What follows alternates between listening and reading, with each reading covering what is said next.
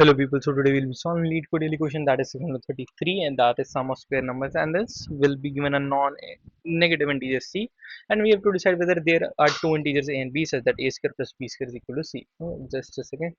Oh yeah, okay. And in this, we need to tell that if there are two integers a and b such that a square plus b square is equal to c. For example, we are having c is equal to 5. So what we can do, we can represent it as a square of sum of square of two numbers, that is 1 into 1 plus 2 into 2, that gives us 5. Also, if we see, we'll have a 9 as a true answer because 0 square plus 3 square will equal to 9. So we have to consider that case also. Okay. So for this, what we can do is we will be using a mind research approach.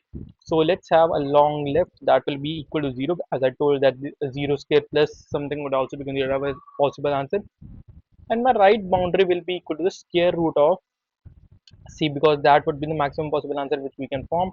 Okay, yeah. So now while left is less than or equal to right, okay, and then we'll be calculating my sum, that is, let's have long sum that will be equal to, oh yeah, that will be equal to left into left plus right into right. Okay, yeah, just I'll just put these in parentheses. Yeah, so if this my sum is equal to c, in that case I have to return true. Okay, else there's the simple case that if my sum becomes greater than c, so in this case I need to do a right minus minus, else I need to do a left plus plus.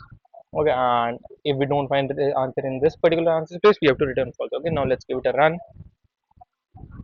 Yeah, I guess, yeah, possible. Yeah, I knew this would happen. So long. Yeah, now let's give it a run. It might occur at this point as well. Yeah, oh no. Yeah, and it's accepted. Now let's submit it.